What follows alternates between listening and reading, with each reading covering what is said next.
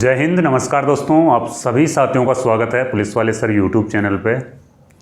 साथियों, आज के इस वीडियो में अपन चर्चा करने वाले हैं राजस्थान पुलिस एग्ज़ाम, जो आपकी 10 दिन बाद में एग्ज़ाम है उसके ऊपर। यानी अब तो 10 दिन का टाइम भी नहीं बचा है।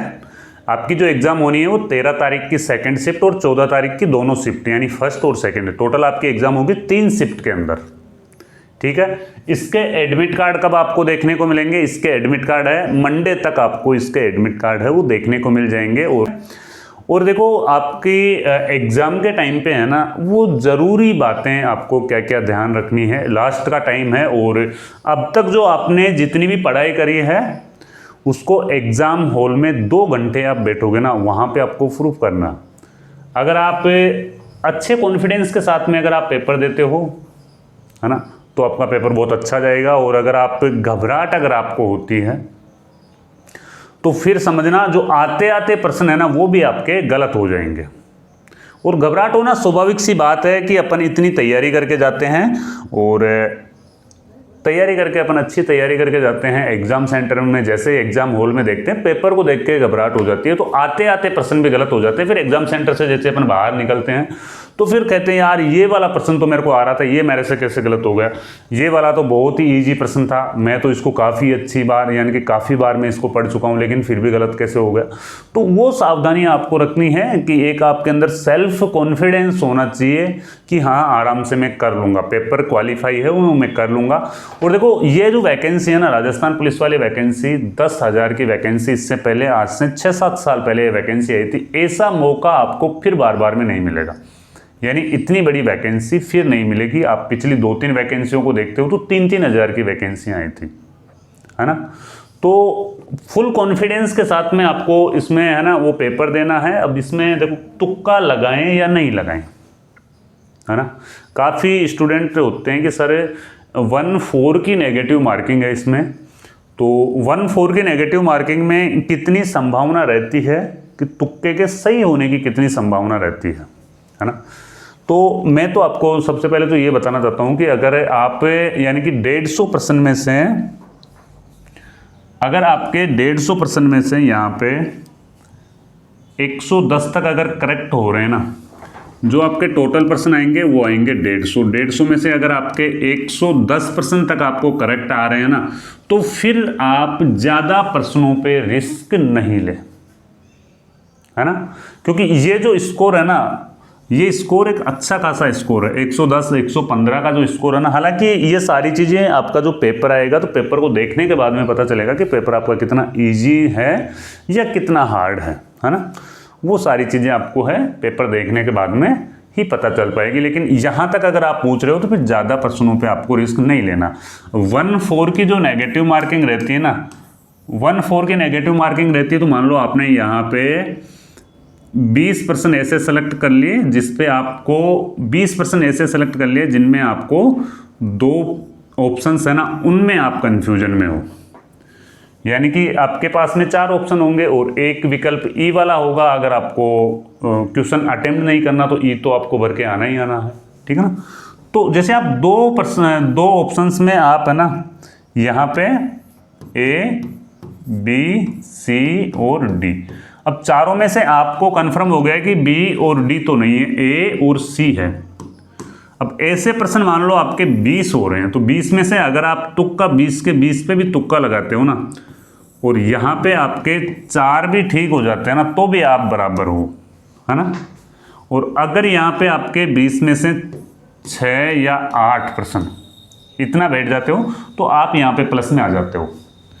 अगर 20 प्रश्न आप पे 2 ऑप्शन में कंफ्यूजन में हो तो यहाँ पे 4 प्रश्न तो क्या है, अगर आप 20 में से 4 ही ठीक होते हैं तो ये तो माइनस मार्किंग में कट जाएंगे। अगर 20 में से 8 ठीक हो जाते हैं तो फिर आप प्लस में आ जाओगे ना।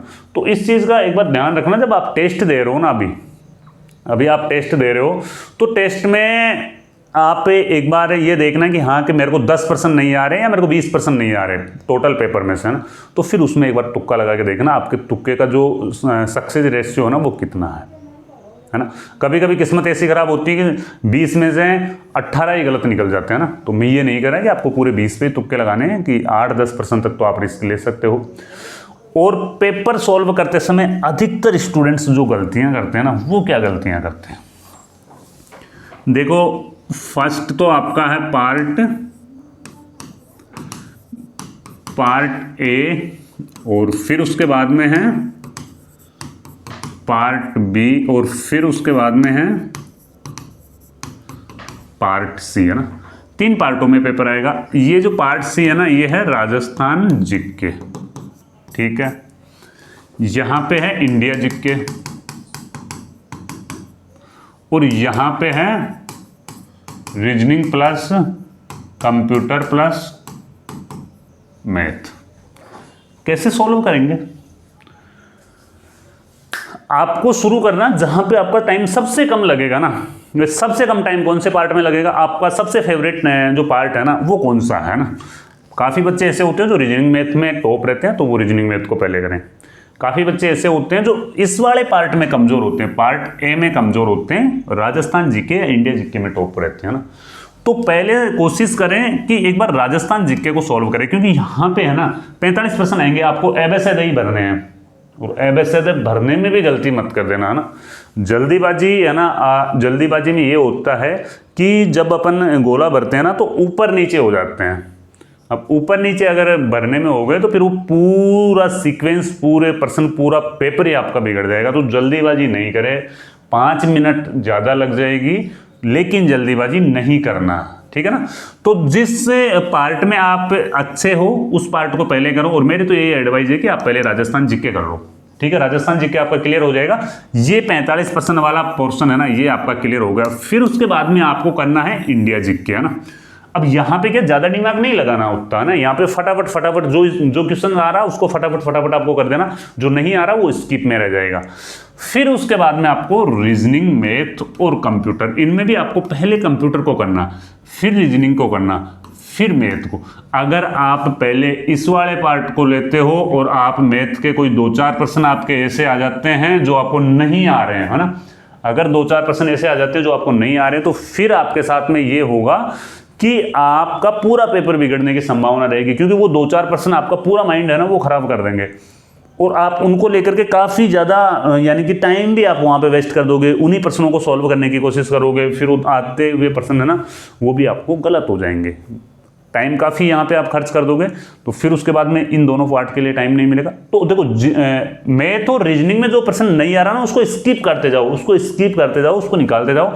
फिर उसके बाद में एक बार आपका पेपर सॉल्व हो गया, आराम से प्रश्न को 2 बार पढ़ना है, और फिर आपको ओएमआर शीट में आंसर भरने हैं। फिर अगर आपके पास में टाइम बचे तो फिर एक बार सेकंड राउंड यानी कि दूसरे राउंड में अच्छे से प्रश्न को पढ़ना है, और फिर दूसरा राउंड में जो प्रश्न आपको नहीं आ रहे उनमें से 5-7-10 प्रश्नों पे आपको रिस्क लेना ही लेना है ना। जल्दीबाजी इसमें बिल्कुल भी नहीं करनी है। कोशिश करें, अगर आपके पेपर का लेवल थोड़ा यानी कि ज़्यादा इजी भी नहीं और ज़्यादा हार्ड भी नहीं, यानी कि एक मिड रेंज का अगर आपका पेपर आता है ना, तो कोशिश करें 110-120 प्रश्न अगर आपको आ रहे हैं तो वहाँ पे आप रुक जाएं। अगर आपको 110-120 प्रश्न आ रहे हैं ना आउट ऑफ 150, है ना, तो ये एक अच्छा स्कोर हो जाएगा आपके लिए। फिर वहाँ पे आपको 2-5 प्रश्न की रिस्क लेनी है और कुछ प्रश्नों पे आपको तुक्के लगाने ही लगाने। अगर आपका स्कोर 150 में से यहाँ पे 80 के आसपास ही रह रहा है, तो फिर आपको थोड़ी सी संभावना है कि आपको कुछ प्रश्नों पे रिस्क लेना है। हालांकि ये सारी बातें आपके पेपर के लेवल के ऊपर डिपेंड करती है कि आपका जो पेपर का लेवल है वो किस प्रकार का आता है, ठीक है।